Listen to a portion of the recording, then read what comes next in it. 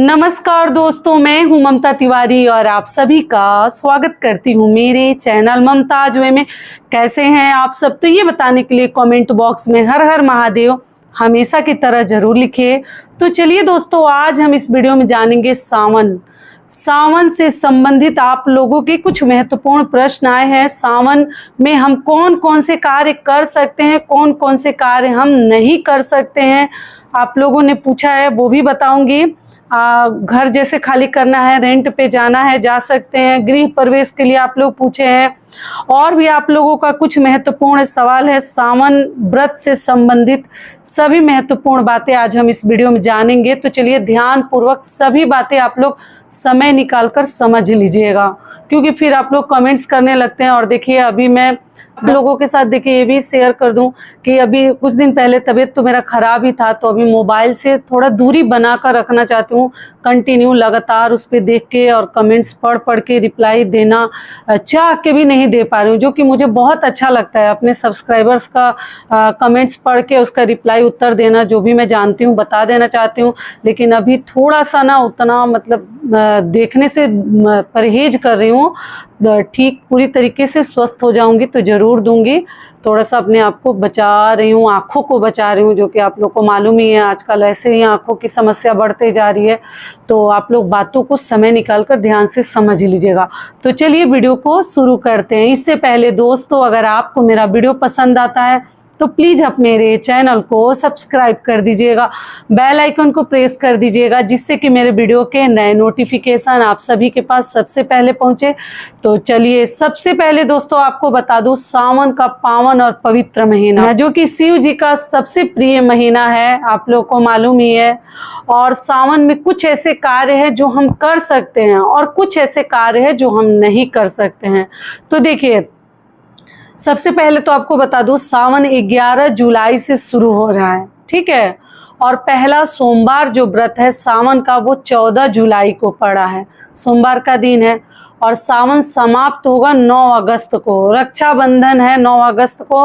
हर चीज़ समझा चुकी हूँ, फिर भी आप लोग टाइम मुहूर्त बोले हैं, आगे वीडियो दूंगी, ठीक है, रक्षाबंधन के लिए। तो 11 जुलाई से लेकर 9 अगस्त तक सावन है। इस दौरान आपको बीच में 4 सोमवार व्रत पड़ रहे हैं, तो आप लोग कर लीजिएगा। मैं यहाँ लिस्ट लगा दूंगी कब कब पड़ रहे हैं। और दूसरी चीज़ क्या है कि देखिए, सावन में हरी चीज़ों का बहुत अधिक महत्व है। जो भी आप लोग चाहें, हरी चूड़ी वगैरह बताना ही नहीं है, सभी बहनें जानती हैं, आप लोग पहन लीजिएगा। मेहंदी वगैरह ज़रूर लगा लीजिएगा, बिल्कुल मत भूलिएगा। समय निकाल कर पूरा अच्छे से लगा पाते हैं तो अच्छी बात है, नहीं भी लगा पाते हैं तो बूंदा बूंदी भी रख लीजिएगा, लेकिन रख लीजिएगा, शुभ माना जाता है। अपने तरफ से पूरी कोशिश हमें करनी है कि मतलब हमें शुभता का ध्यान रखनी है। दूसरी चीज़ क्या है, चलिए अब सावन में किए जाने वाले कार्य हम जान लेते हैं, कौन कौन से कार्य हम सावन में कर सकते हैं। तो सबसे पहले तो आप लोगों ने पूछा है कि दीदी हमें रेंट पे घर बदलना है, तो क्या सावन में बदल सकते हैं? जी बिल्कुल बदल सकते हैं, कोई दिक्कत नहीं है। अच्छा शुभ दिन देखकर, जो भी आपका मान वगैरह ना हो, रविवार को भी कुछ लोग बदलते हैं, मान लीजिए छुट्टी के हिसाब से। तो सावन का पावन पवित्र महीना है, इसमें आप लोग बदल सकते हैं। और अगर मान लीजिए बच जाता है तो रविवार और मंगलवार बचाकर ही कीजिए, अपना मान बचाकर ही शिफ्टिंग वगैरह करनी चाहिए। क्योंकि जहाँ जाते हैं ना, वहाँ फले फूलें, सही ढंग से रहें, मीठा खाकर ही शुरुआत करनी चाहिए। तो ये हो गया करने वाले कार्य। दूसरा है कि आप लोग पूछे हैं कि क्या सावन में एंगेजमेंट वगैरह कर सकते हैं। तो जी, सावन में आप लोग एंगेजमेंट वगैरह किया जाता है। बहुत ही पावन और पवित्र महीना, केवल शादी वगैरह इसमें नहीं किया जाता है, लेकिन इस प्रकार की चीज़ें आप लोग कर सकते हैं। और इस प्रकार के जो कार्य हैं, अगला आप लोगों का प्रश्न है कि दीदी जैसे सावन में हम अगर कुंडली वगैरह मिलाना, बनाना, या लड़का देखने जाना, लड़की देखने जाना, क्या कर सकते हैं? बिल्कुल कर सकते हैं। सावन में देखिए, गृह प्रवेश नहीं होता है, आप लोगों का ये भी एक प्रश्न था। गृह प्रवेश के लिए अलग से पंचांग वगैरह आप लोग दिखा लीजिएगा। लेकिन सावन में अगर कथा कहलवा के आपको नए घर में जानी है, गृह प्रवेश का एक अलग ही मुहूर्त निकलता है। तो आप दिखवा लीजिएगा, अगर निकलता है तो देख लीजिएगा। ऐसे जिसको मान लीजिए इमरजेंसी में जाना है तो आप कथा कहलवा कर भी, भगवान का नाम लेकर भी सावन में अगर जरूरी है तो अपने नए घर में भी आप लोग कथा कहलवा के पूजा पाठ करके जा सकती हैं, ठीक है। तो ये सभी कार्य आप कर सकते हैं। और शिव जी और भोलेनाथ की हमें बहुत ही मतलब भाव भक्ति के साथ पूजा पाठ करनी है। कुंवारी लड़कियां अधिकतर सावन में शिव जी की पूजा करती हैं, अच्छे वर अच्छे घर के लिए। और आजकल के ज़माने में और भी ज़रूरी है, थोड़ा ध्यान से आप लोग पूजा पाठ कीजिए, क्योंकि दोनों तरफ डर बना हुआ है, लड़की लोगों को भी लड़का लोगों को भी, कहीं से भी शांति नहीं है। फिर भी आप लोग थोड़ा ध्यान से शिव जी की पूजा कीजिएगा। उपाय वगैरह कई प्रकार के वीडियोज में डाली हूँ चैनल पर, आप लोग देख लीजिएगा, ठीक है। अब आप लोगों का जो प्रश्न है वो भी जान लेते हैं। पहला कि दीदी मायके जा सकते हैं सावन में? जी, सावन में आप लोग मायके ससुराल जा सकते हैं।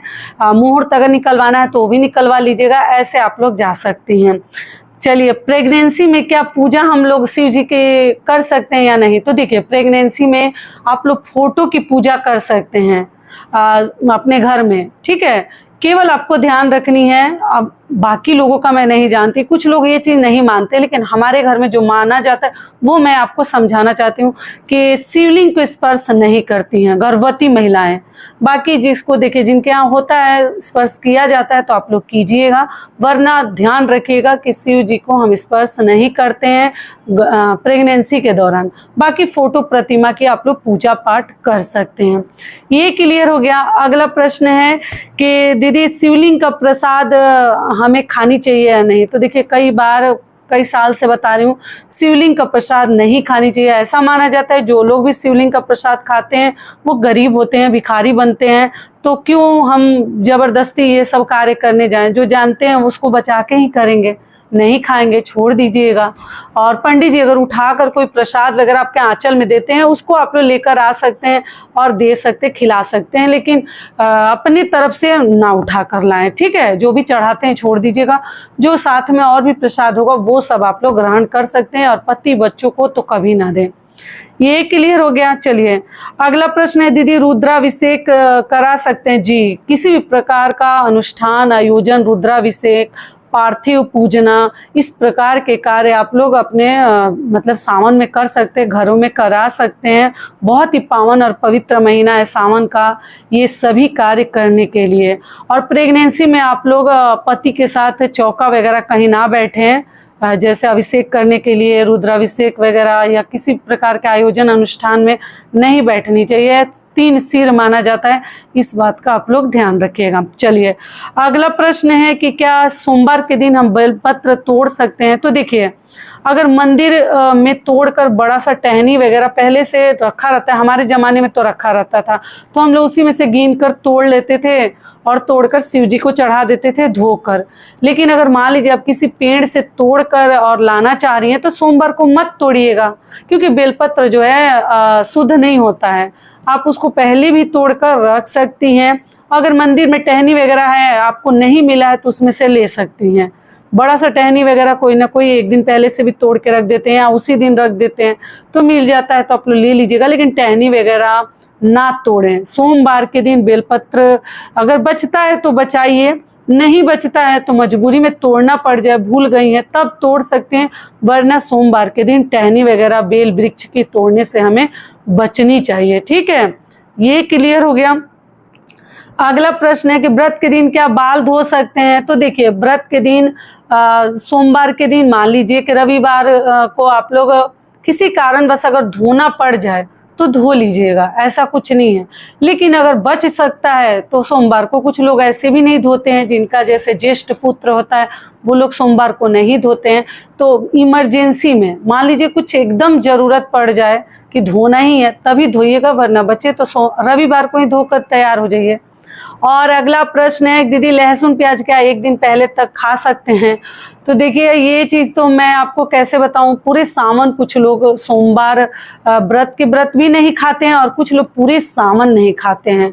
तो आप देख लीजिएगा, ये मैं कैसे बोलूं, अगर लहसुन प्याज को लेकर किसी घर में पंगा होने लगे, झगड़ा होने लगे, तो वैसा भी हमें नहीं करनी है। जो इच्छुक है, जो मांग रहा है, उसको खिला दीजिएगा, वरना आप लोग अगर बचता है तो बचाइएगा, और जिनसे नहीं बचता है तो कम कम से कम सोमवार के सोमवार आपको लहसुन प्याज नहीं खानी चाहिए। जो भी व्रत पड़ेंगे, सोमवार पड़ेंगे या सोमवार व्रत पड़ेंगे, उस दिन आप लोग मत खाइएगा। ये क्लियर हो गया। चलिए अगला प्रश्न है कि देखिए, जो एक कुछ लोग जैसे सावन में ना 1 महीने का व्रत रखते हैं और कुछ लोग केवल सोमवार सोमवार का रखते हैं। तो अब देख लीजिएगा, अपने शारीरिक क्षमता के अनुसार आप लोग जैसे व्रत रखिएगा। ऐसे ऐसे शिव भक्त है ना जो 1 महीने का व्रत रखते हैं, जो कि इतना आसान नहीं है, बहुत ज़्यादा कठिन है। आप लोग अपने शारीरिक क्षमता को देखते हुए व्रत रखिएगा और जितना आपसे संभव हो सकता है उतना ही रखिएगा। कुछ लोग 5 भी रखते हैं, मतलब 4 इसमें का और 1 भादों का। चलिए अगला जो नहीं करने वाला कार्य है वो क्या है, सावन में आप लोग हेयर कट वगैरह ना करवाएं। जो भी सुहागन महिलाएं हैं इस बात का ध्यान रखिएगा। लड़कियों का मान लीजिए अगर ये कुछ जरूरी है तो कटवा लें, वरना सावन में कैंची वगैरह बालों में मत लगाइएगा। थ्रेडिंग वगैरह आप लोग करवा सकते हैं, बाकी हेयर कट वगैरह करने से हमें बचनी चाहिए, क्योंकि बहुत ही मतलब ये पावन पवित्र महीना है, इसमें सुहागन महिलाओं को हेयर कट करवाना शोभा नहीं देता। तो आप लोग बच्चे तो जरूर बचाइएगा, बिल्कुल मत कटवाइएगा। और अगला आप लोगों का प्रश्न है, दीदी पूरे सावन हम किस रंग का सिंदूर लगाएं? तो देखिए पूरे सावन में आपको बता दूं, देखिए आप पीला लाल, ऐसे तो मैं सिंदूर के लिए वीडियो डाली हूँ किस दिन हमें कब क्या लगानी चाहिए, लेकिन जिस दिन व्रत रखती हैं अगर संभव हो सके तो अपने सिंदूरा से सिंदूर लगा लीजिएगा। मंगलसूत्र वगैरह पहन लीजिएगा। मान लीजिए व्रत के दिन बाहर पहन कर जाए या ना जाए, अपना मतलब अपने आसपास का माहौल देख लीजिएगा, लेकिन घर में व्रत के दिन अगर मंगलसूत्र है तो जरूर पहनिएगा, ठीक है। और सिंदूरा है तो आप लोग व्रत के दिन पीला सिंदूर लगाए तो और भी बेहतर है। सोमवार का दिन रहेगा, लगा सकती हैं, या लाल भी लगा सकते हैं। पूरे सावन कुछ लोग पीला लगाते हैं तो देख लीजिएगा, रविवार मंगलवार को नहीं लगाते हैं, बाकी कुछ घरों में लगाया जाता है। तो मैं कैसे बोलूँ, ये चीज़ आप लोग थोड़ा सा मैनेज कर लीजिएगा, ठीक है। जिनके यहाँ जो नियम होगा वही कीजिएगा। और दोस्तों आप सभी से एक छोटी सी रिक्वेस्ट है, वीडियो अगर पसंद आता है तो चैनल को पक्का सब्सक्राइब कर दीजिएगा और वीडियो को लाइक कर दीजिएगा, क्योंकि आपके एक छोटी सी लाइक से हमें बहुत अधिक हिम्मत और प्रेरणा मिलती है। तो जरूर कीजिएगा, बिल्कुल मत भूलिएगा। और देखिए इतने सारे प्रश्नों के उत्तर देती हूँ और फिर आप लोग नहीं देखते हैं और कुछ न कुछ रह जाता है, तो ध्यान पूर्वक सभी अपने प्रश्नों के कम से कम उत्तर जान लीजिएगा। जितने भी पॉइंट है, जितने भी प्रश्न है, अपना ढूंढ के देख लीजिएगा। मैं पूरा आपको देखने को नहीं बोल रही हूँ, लेकिन पूछने से अच्छा है कि देख लीजिएगा, ठीक है। चलिए अगला प्रश्न है कि जैसे दवा ले सकते हैं क्या व्रत के दौरान? तो देखिए अपनी शारीरिक क्षमता के अनुसार हमें व्रत करनी है। नियम तो है कि शिव जी को पहले अभिषेक करके शिव जी का मतलब जल चढ़ाकर ही हमें पानी वगैरह पीनी चाहिए। तो आपको बता दूं, अगर शरीर वैसा आपका है, अगर आप प्यास रोक सकते हैं, सुबह जाके पूजा कर सकती हैं, तब आप लोग पानी मत पीजिएगा। वरना अगर देर से जाना है, बच्चों को स्कूल जाना है या और भी कुछ कार्य है, तब आप लोग पानी पी लीजिएगा, कुछ परेशानी है तो। और दवा भी, ये फलाहारी व्रत है, आप लोग को मालूम है ना, सावन में जो भी सोमवार का व्रत करते फलाहारी होता है। तो आप लोग जल पी सकते हैं, दवा ले सकते हैं, फल फ्रूट खा सकते हैं, और जो भी आपके मतलब सामर्थ्य में है टिकाऊ सस्ती चीज़ें भी खा सकते हैं, और महंगी से महंगी ड्राई फ्रूट्स भी खा सकते हैं। टोटल अपने हिसाब से, अपने चादर के अनुसार हमें पैर फैलानी है। ऐसा नहीं कि हम व्रत रखें, इतना का फल लाइए, नहीं तो हम क्या खाएंगे।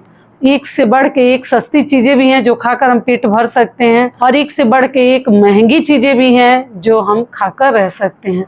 तो परेशान नहीं होना है, इधर उधर हस्बैंड को परेशान नहीं करना है कि हम व्रत रख रहे हैं, हमें ये चाहिए, हमें वो चाहिए। मिल जाता है तो सब लेके कीजिए, नहीं मिलता है तो उसके बिना भी हमें करनी है। ऐसे तो आप लोग खुद ही बहुत ज़्यादा समझदार हैं, ठीक है। किसी भी चीज़ का मतलब जैसे बोलते हैं ना, टेंशन नहीं करनी है, तनाव में नहीं रहनी है, हर चीज़ आराम से करनी है, जितना संभव हो सकता है आपसे। तो आशा करती हूँ सभी बातें अभी आप लोगों के समझ में आ गई होगी। तो ये वीडियो मेरा यहीं तक का था, फिर मिलती हूँ एक नए वीडियो में। तब तक के लिए नमस्कार, स्वस्थ रहिए, सुरक्षित रहिए, और जहाँ कहीं भी रहिए खूब खुश रहिए। धन्यवाद।